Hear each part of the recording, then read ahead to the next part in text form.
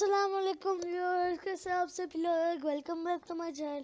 तो व्यूअर्स, आज हम लोग ऑटोकैड में एक और कमांड के साथ लेकर आए हैं।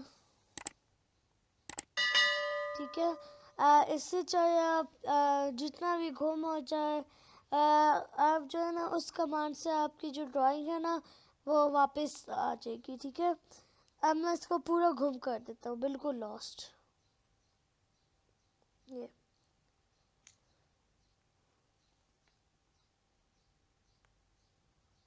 ये अभी मैं बिल्कुल लॉस्ट हो चुका हूँ। अभी मुझे बिल्कुल नहीं पता कहाँ पर है ये वो।